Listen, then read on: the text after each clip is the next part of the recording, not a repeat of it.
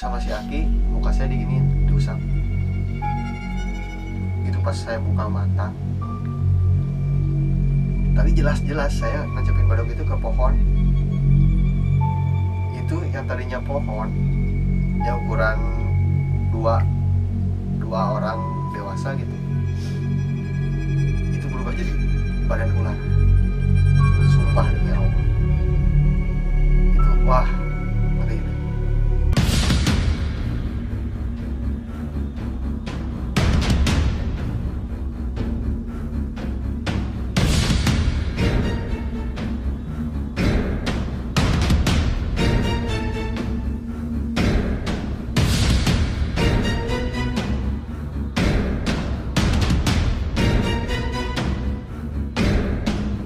Kejadian ini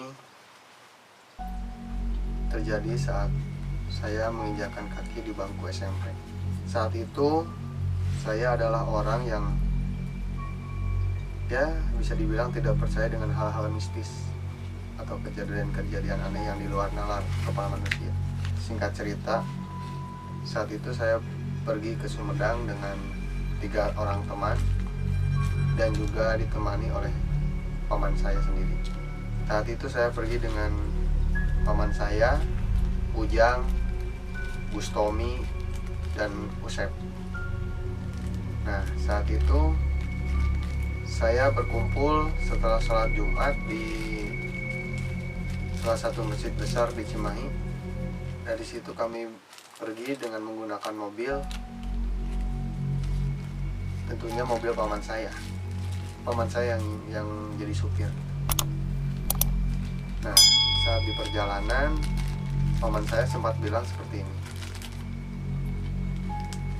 "Sup, sama semuanya nanti kita gak cuma rekreasi, gak cuma main-main doang, tapi pasti ada ilmu yang kita dapat," katanya. Terus saya bilang ke paman, "Paman, kita mau kemana sih? Ini kan pedesaan," gitu kan. Saya lihat kanan kiri, wah itu kebun sama hutan gitu. Tiba-tiba paman saya jawab, sebelum itu paman saya jawab, "Kita mau ke rumah si Aki," katanya gitu. "Hah, Aki siapa?" gitu. Ya singkat cerita, adzan maghrib udah, kita sholat dulu. Nah, ketika udah beres sholat, si Aki ngajak, "Ya, ke rumah Aki sekarang, biar gak kemalaman," katanya. Pokoknya habis isya kita nggak boleh ada di tempat hutan, pokoknya gitu. Udah sampai itu ada pohon besar. Nah, si Aki langsung naik ke atas pohon. Nah, kok naik ke atas pohon? Semuanya cepat naik, katanya gitu. Ya udahlah, kita semua kan naik lah, otomatis. Nah, dari situ di atas itu ternyata rumah pohon. Ya mungkin yang buat si Aki gitu kan. Nah, dari rumah pohon itu kata si Aki bilang, "Nih, makanya Aki ngajak ke atas waktu adzan, ini sebabnya." Itu kresepnya sama apanya ya, kresepnya itu hampir seperti binatang besar lah ya, saya kira badak atau apa gitu. Pas keluar ternyata benar, taring itu seperti pokoknya taringnya gede gitu. Tapi pas keluar babi hutan, tapi besarnya itu sebesar badak. Itu percaya kan? Tapi itu yang saya lihat gitu. Wah, saya udah nggak, gimana ya, saya kan nggak paham mistis gitu. Ini lihat ya, mungkin di hutan masih banyak binatang seperti itu gitu ya. Ya udahlah gitu. Dari jauh saya lihat ada villa, hampir ada 2 villa sih, hampir mirip lah, cuma mungkin beda cat warna gitu. Yang satu villanya putih, yang satu villanya merah.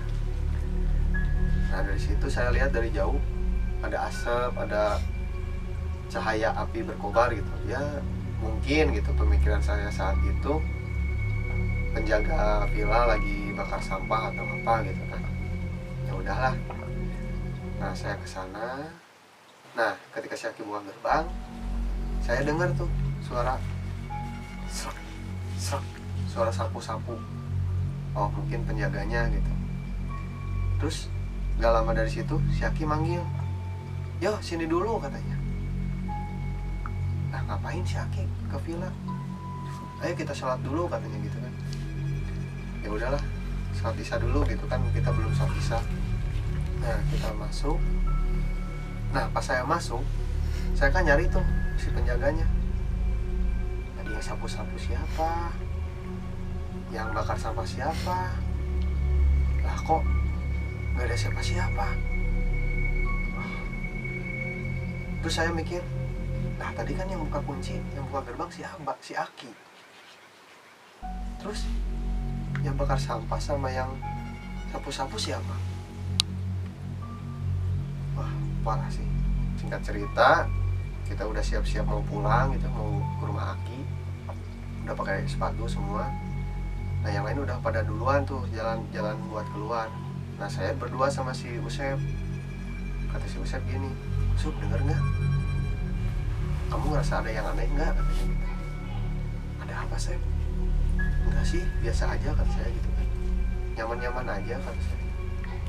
Kok saya dari tadi ngerasa gak enak ya katanya. Wah kamu, perasaan kamu aja mungkin kata saya gitu. Nah pas kita baru aja apa ya namanya bergerak buat ya pergi dari pendopo gitu, kita dengar suara auman. Kata saya teh aneh ini, tapi nggak heran sih soalnya kan deket hutan gitu. Sup bukan, ini mah bukan katanya. Udah positif aja, ini mah deket hutan kata saya gitu. Yaudah cepet kita susul yang lain gitu.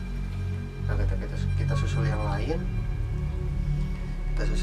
lain, keluar gerbangnya dikunci lagi sama si Aki.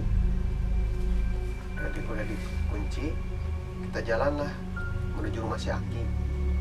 Nah sebelum ke rumah si Aki itu kita ngelewatin seperti taman, mungkinnya taman kanak-kanak gitu, ada perosotan yang lain lah gitu, taman kanak-kanak. Terus ada juga bekas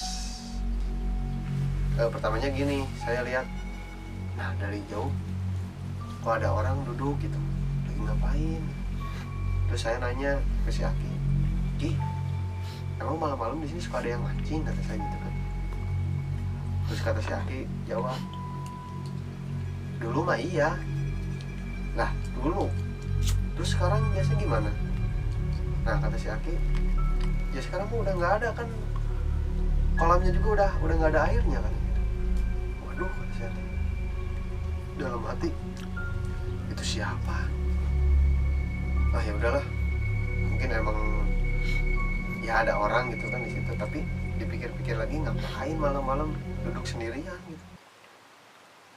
Nah tahu-tahu kita jalan itu ngelewatin si kolam itu.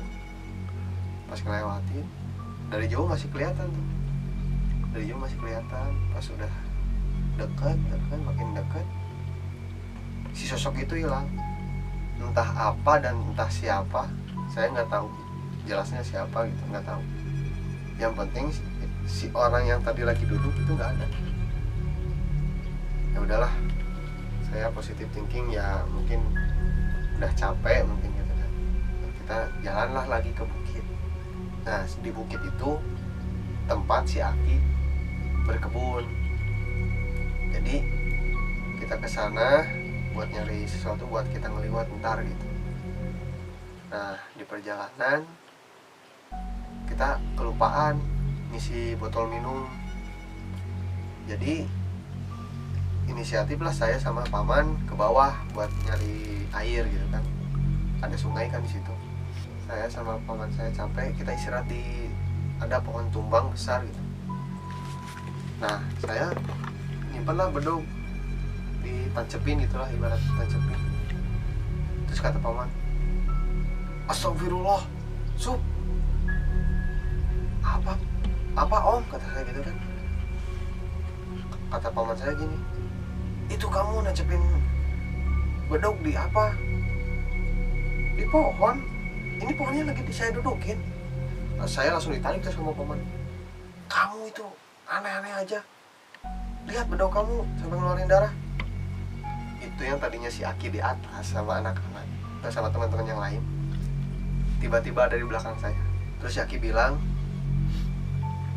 inilah kalau yang niatan baik sama niatan buruk suka beda penglihatan kan. Nah, saya punya niat buruk apa kesini, padahal kan ya entahlah gitu. Terus sama si Aki muka saya diginiin, diusap. Itu pas saya buka mata, tadi jelas-jelas saya nancepin badok itu ke pohon. Itu yang tadinya pohon ya ukuran dua orang dewasa gitu, itu berubah jadi badan ular. Sumpah demi Allah, itu wah ngeri deh. Nggak tahu itu, wah pokoknya di luar nalar kepala kita lah. Tahu-tahu berulah gitu ya, dipikir aja orang itu ular segede itu, kepalanya di mana kan kita jadi takut ya. Ya udahlah kata saya teh. Terus gimana Ki? Ya udah nggak apa-apa, lain kali hati-hati kata si Aki gitu. Terus si bedog diambil, si bekas tanjakan bedog itu diusap, dan saya nggak lihat lagi tuh. Itu berubah lagi jadi seperti pohon, bener-bener pohon gitu. Terus tadi yang saya lihat badan ular itu apa gitu. Ah ya udahlah kata saya gitu. Nah singkat cerita, ketika kita mau pamit pulang dari si Aki bilang ke saya, Sob, hidup teh ulah gitu wae. Mungkin bahasa Indonesianya ngasih saran ke saya itu, hidup jangan seperti itu terus. Masih banyak sesuatu yang gak kita lihat tapi nyata ada, dan itu bersinambungan dan ada sangkut pautnya sama kehidupan kita gitu. Apa itu Ki? Ya contohnya yang kamu alamin selama ini, selama di rumah Aki, apa aja? Oh gitu Ki. Ya mungkin gitu Ki. Oh ya saya paham Ki, kata saya gitu. Terus Ki, kalau yang malam saya masih heran deh. Itu villa ada yang jaga nggak sih, kata saya gitu. Terus kata Aki, kalau yang jaganya manusia itu Aki sendiri, nggak ada lagi orang lain. Nah, terus yang kemarin sapu-sapu yang bakar itu, nah itu penjaga yang kasat mata di sana. Nah, serius Ki? Iya. Nah, kan ibaratnya itu makhluk halus kan Ki? Iya betul, kata saya gitu. Terus saya bilang, makhluk halus kok bisa sapu-sapu, bisa bakar sampah? Ya gimana ya, Aki nggak bisa jelasin ya. Ya itulah yang terjadi gitu.